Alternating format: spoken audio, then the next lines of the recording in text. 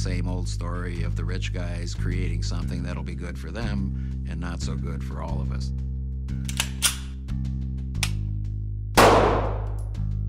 In 1910, Senator Nelson Aldrich summoned New York's most powerful bankers to an island off the coast of Georgia to secretly negotiate plans for an American central bank. Traveling under false names in a private railroad car, the great secrecy of this expedition would foster conspiracy theories for decades to come. The Federal Reserve is not actually a lending operation. It's a fiat printing press. It is an illegal monopoly on the power to counterfeit fiat paper as US dollars. It is an unconstitutional and therefore illegal monopoly on the power to counterfeit money into existence. A power that has of course been unconstitutionally granted to the bank's owners by the traitors in Congress. The reason this is all true is because the bank does not possess the money that it lends, but simply counterfeits it out of thin air. Tell me, how do you lend to others that which you do not actually possess yourself to lend? The Federal Reserve has the power to create money. If you or I run the printing press in our basement, we're counterfeiters. When the Federal Reserve runs the printing press, the electronic printing press, it's monetary policy. Here's the thing about the Federal Reserve. It's not federal, and there is no reserve.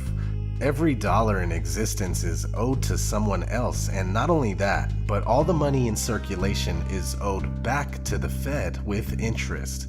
The problem with that is the money to pay the interest doesn't exist. It's never been created. This means that the Federal Reserve System is not only designed to keep us down, but also to keep us going down. The value of the dollar has been declining since the establishment of this fraudulent monetary system in 1913. And by 1971, it was clear the dollar could no longer be exchanged into gold. Finally, President Nixon, in front of a television camera, bumping, I think, Gunsmoke off the air. It was bonanza. Bonanza will be shown after a special report from NBC News. I have directed the Secretary of the Treasury to suspend temporarily the convertibility of the dollar into gold or other reserve assets. For the first time in history, the dollar was just a piece of paper, backed only by faith in the Federal Reserve and its policies. Over the next decade, the cost of living more than doubled, as the dollar lost more than half its value. So, what's going on here? Why does the Constitution clearly state that our money shall be coined, yet we are using government-issued, supposedly official, paper dollar bills? And we can't even redeem these for silver any longer. And why does Thomas Jefferson, the very man who drafted the Declaration of Independence and co-authored the U.S. Constitution, warn us about banks and corporations? Something is off here. The notion of a central bank does not fit into the Constitution.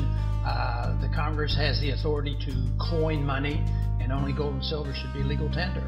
And this is an absolute contradiction of the Constitution to have a Federal Reserve System and a central bank.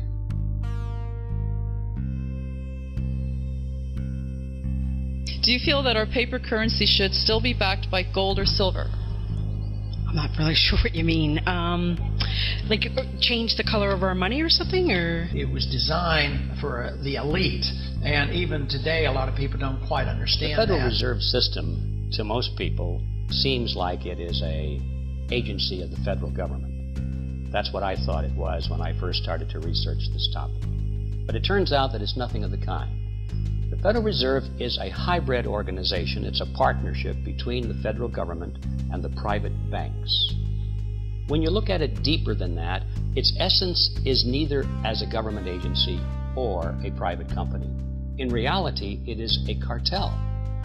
In other words, it's no different in essence than a banana cartel or a sugar cartel or an oil cartel.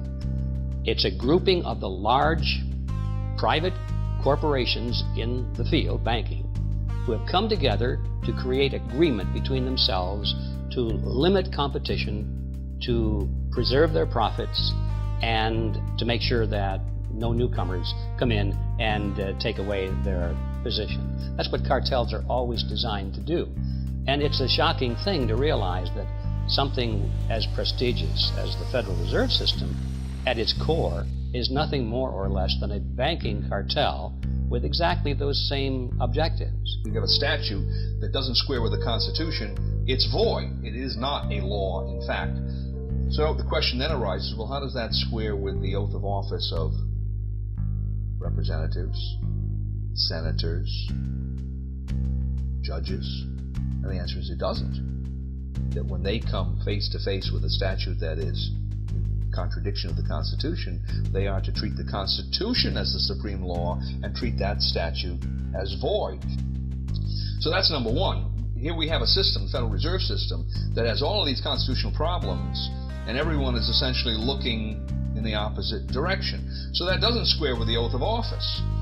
And one would think that the president, being the head of the executive department, in which we find the Treasury, Department of Treasury, right, which interacts quite closely with the Federal Reserve, might have something direct to say about that. And then, of course, the president has a specific constitutional duty to take care that the laws be faithfully executed, and the supreme law of the land is the Constitution. So you would expect, on top of all of this, that he would be saying, wait a minute, if the Constitution doesn't square with the Federal Reserve Act in one or more ways, then I should be giving directives to the Secretary of the Treasury to take certain kinds of action to deal with that. And, of course, we see exactly the opposite.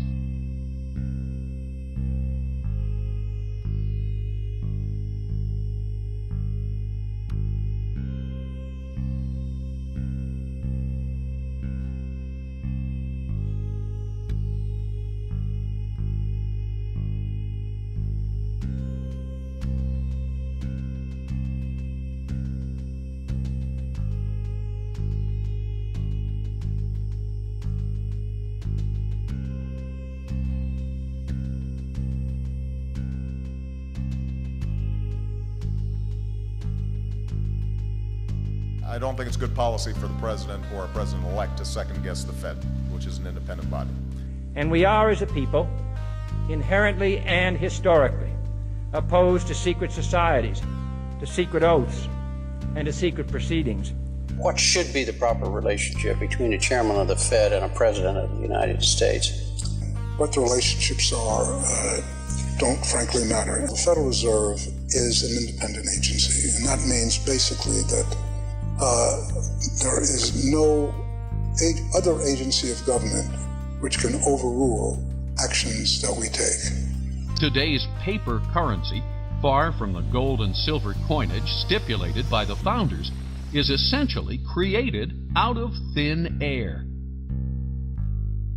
Most people are alarmed when they hear about the fact that the Fed can create money out of nothing and charge interest on it, so they don't have the money to repay the loan. So what do? Easy. Borrow some more.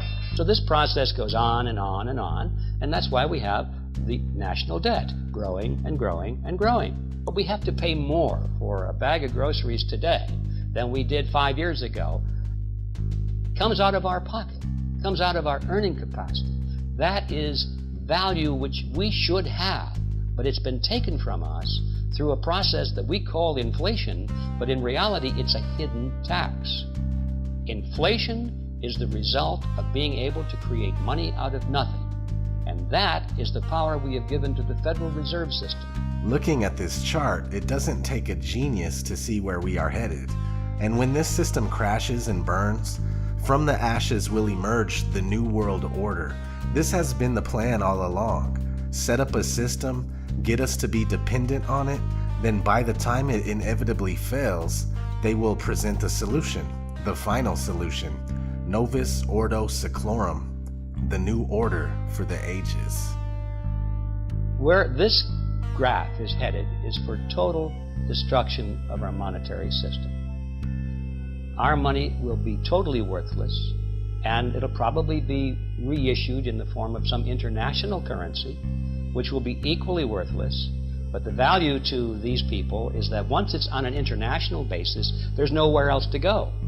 Right now, if you don't like American dollars, you can buy Japanese yen. If you don't like that, you can buy Swiss francs. If you don't like that, you can move to whatever currency seems to be having a little better track record. Once there's an international monetary system in place, modeled completely and exactly after the Federal Reserve System, is exactly the same, then there's no place else to go, folks.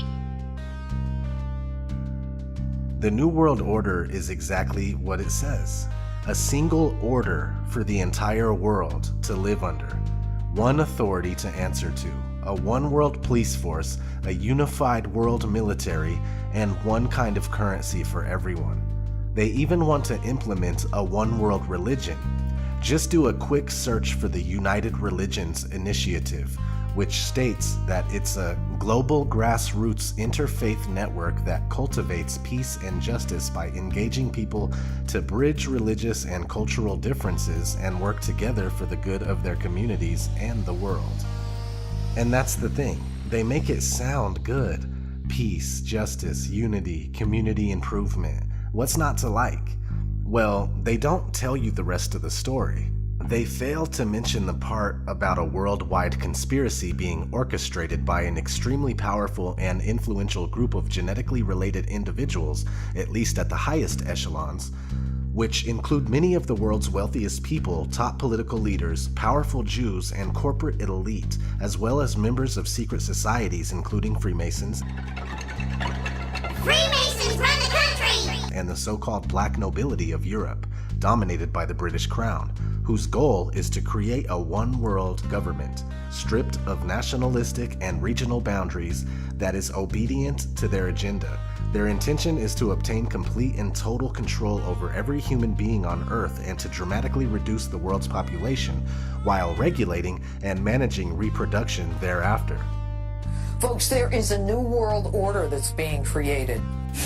Out of these troubled times, our fifth objective, a new world order, can emerge. We have before us the opportunity to forge for ourselves and for future generations a new world order. When we are successful, and we will be, we have a real chance at this new world order. It is a big idea, a new world order. Such is a world worthy of our children's future. A world in which there is the very real prospect of a new world order. And that's why I wanted to speak to you today about the new world taking shape around us, about the prospects for a new world order now within our reach. I'll be talking in some detail about the possibility of a new world order, the quest for the new world order. New world order. The new world order really is a tool for addressing a new world of possibilities. The President, George Bush, has talked time and time again about a new world order. So this phrase that I often use myself, that we needed a new world order. A new world order, a defining moment in history.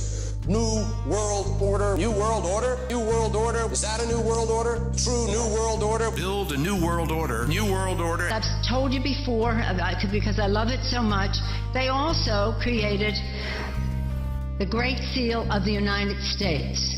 And that Great Seal of the United States has on it, Novus Order Seclorum, a new order for the centuries, for the ages, forever. The affirmative task we have now is to actually create a new world order. Creating the kind of world order that I think all of us would like to see. What it really is putting the American economy under international regulation. Yep. And those people who have been yelling, oh, the UN's going to take over global conspiracy government. Theorists. They've been crazy, but now they're right. Those conspiracy people had said and suggested that for years. Right. You're not wrong. International regulation of the financial institutions, which is going to happen under the IMF control. Now, I risk sounding like a conspiracy theorist, but it's no longer a theory. What I'm about to say is fact. The secret organizations of the world power elite are no longer secret. They have planned and are now leading us into a one-world communist government. The combining of national governments started with the European Union. That union started with trade agreements, then a common currency, the euro, and now a European Parliament that is feverishly passing laws that override the laws of the member nations. A constitution was drafted but rejected by a few of those nations, but never mind. They implemented it anyway. Now it's North America's turn. Building on the North American Free Trade Agreement, the NAFTA section of the Commerce Department is busy drafting laws and regulations for a North American Union, a union of Canada, America, and Mexico. The President has attended secret meetings and signed at least 2 agreements under the Security and Prosperity Partnership Program. Today we must develop federal structures on a global level to deal with world problems. We need a system of enforceable world law, a democratic federal world government. On the outskirts of the national capital today, black limousines with darkened windows converged on a hotel where private security guards imposed ironclad control. The limos carried royalty, political power brokers, and industrial titans to a secret meeting that will last all weekend. It's known as the Bilderberg Group. Could their objective be world domination? It is impossible not to reach the conclusion that the non-reporting of these events is anything other than a conspiracy between the organisers and the media. It merely confirms the belief of many that the hidden agenda and purpose of the Bilderberg Group is to bring about undemocratic world government. It's a disgrace that the European Commission is colluding in that. CFR members include America's wealthiest tycoons, as well as the highly placed elite in government, academic institutions, tax-exempt foundations, and the establishment media.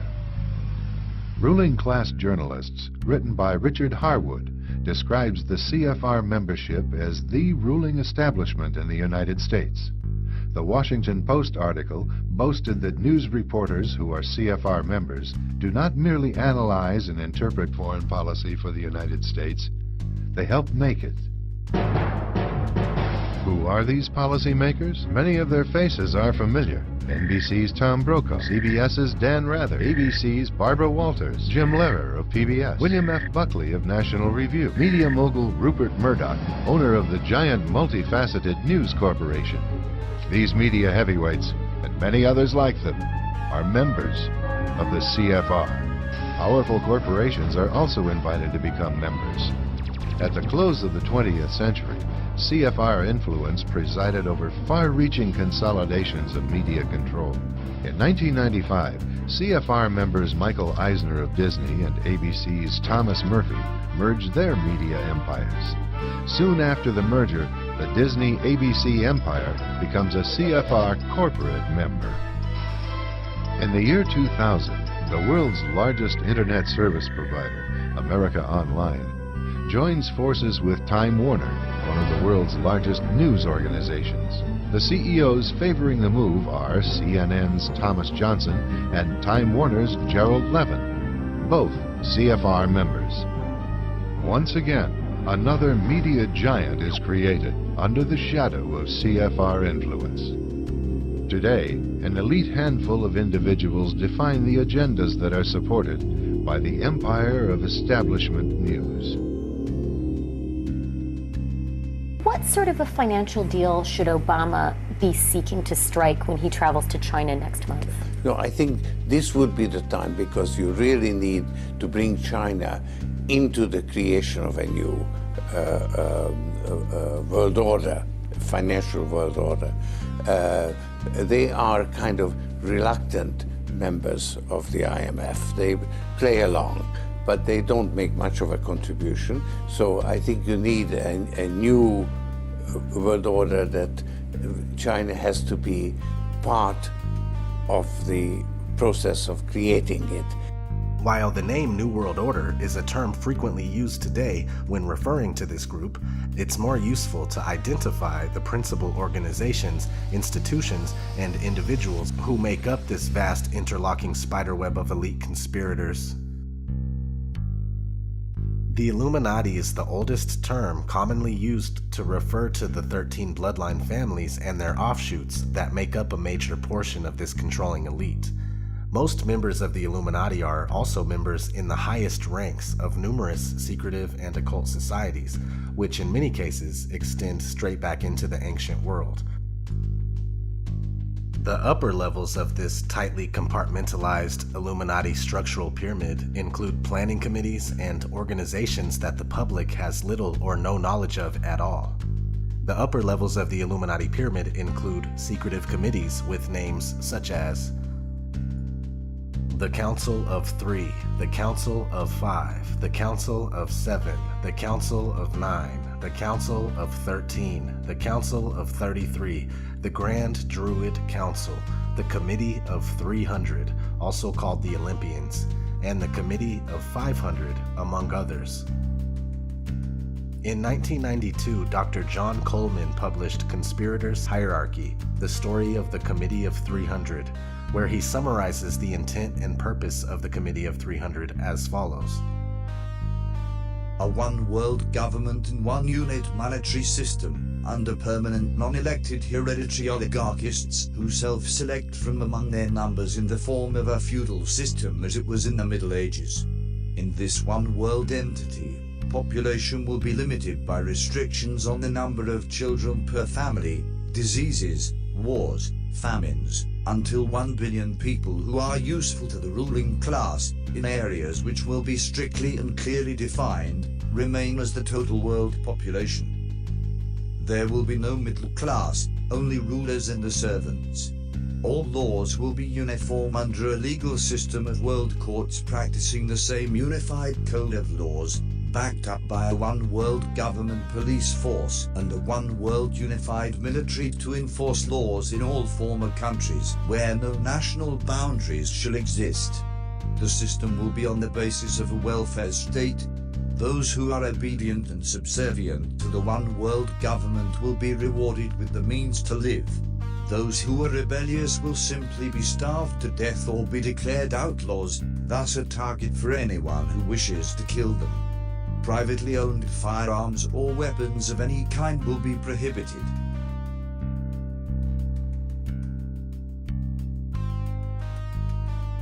The sheer magnitude and complex web of deceit surrounding the individuals and organizations involved in this conspiracy is mind-boggling.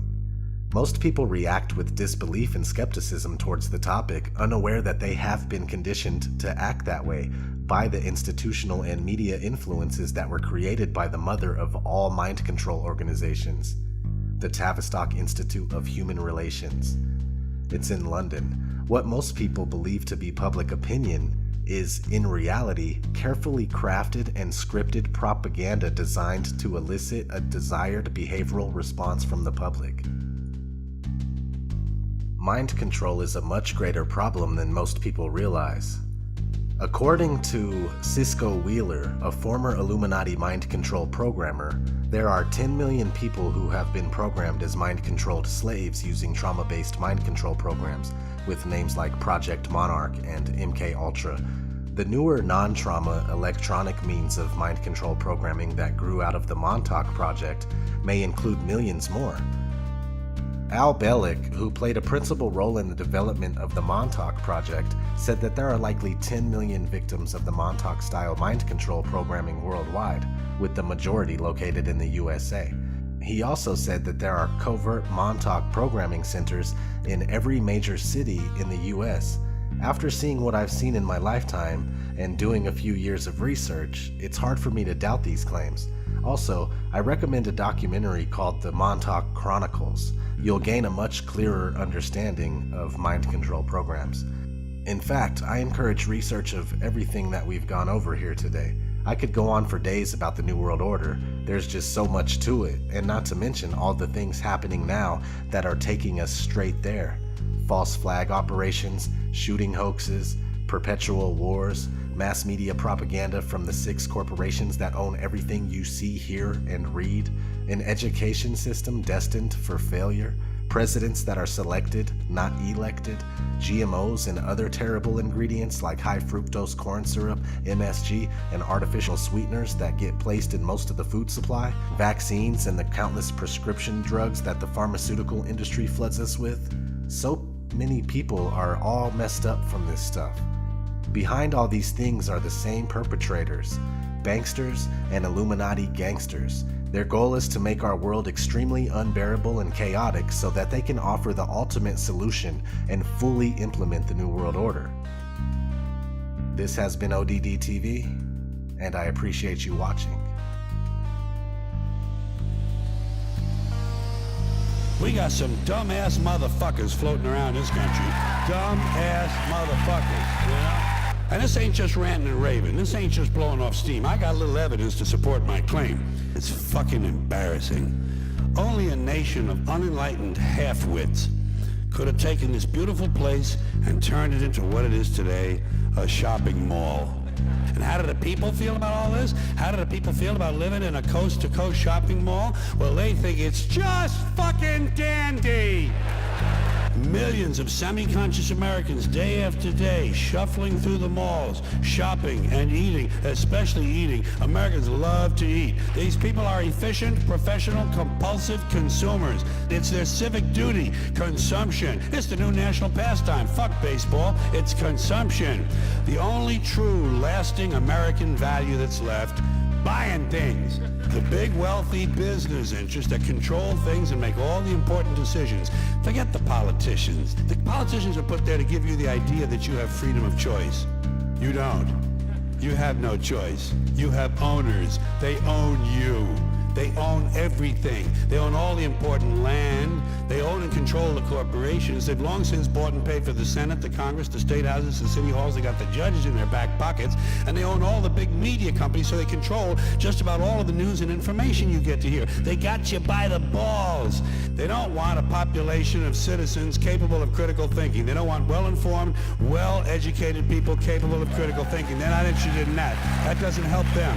They don't want people who are smart enough to sit around the kitchen table and figure out how badly they're getting fucked by a system that threw them overboard 30 fucking years ago.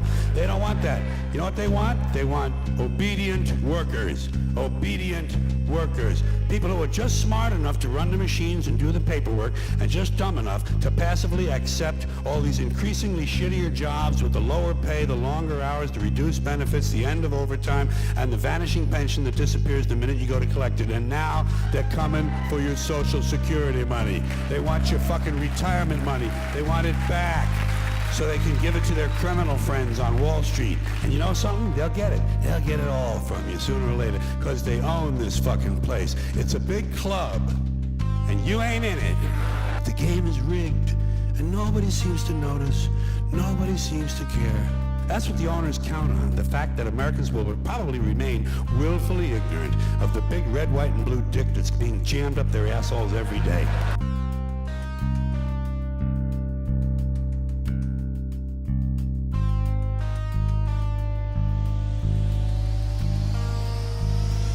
You accept the reality that's presented to you. You watch the news and perceive it as truth that's given to you. You even repeat the things that you hear, just listen to you. Major media outlets exist here just to fool you. Fox News, MSNBC, and CNN. What kind of vision are you seeing in? I'm seeing them in Ultra HD, trying to brainwash me and everybody else. Why can't y'all see? And Alex Jones is on the internet, imposing on our intellect. It makes me wonder why guys like him even get respect. It's time to disconnect and get some shit correct. Don't pay attention, they misdirect us to get a check. Infowars on the prison planet, it ain't right. It's just another way to put it out in plain sight. This is their game that we're playing, they got their game tight. The New World Order's about to take flight.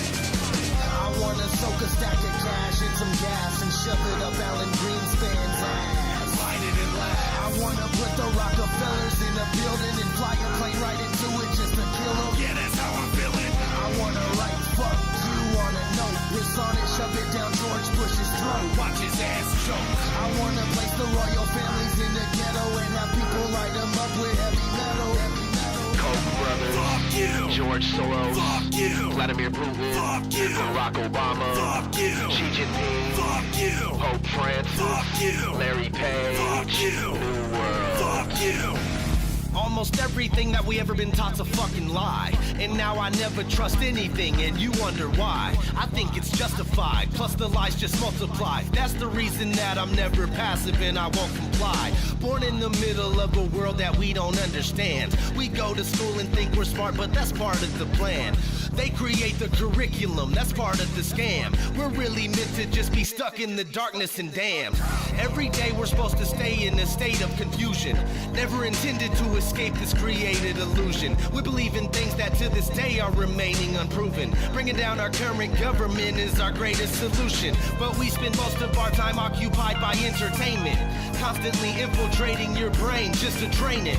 Taught to accept all the conditions of your enslavement. It's time to get twisted, sister. No, we ain't gonna take it. I wanna soak a stack of cash in some gas and shove it up Alan Greenspan's ass. Light it and laugh. I wanna put the Rockefellers in a building and fly a plane right into it just to kill them. Yeah, that's how I'm feeling. I wanna write fuck you on a note, piss on it, shove it down George Bush's throat. Watch his ass choke. I wanna place the royal families in the ghetto and have people light them up with heavy metal.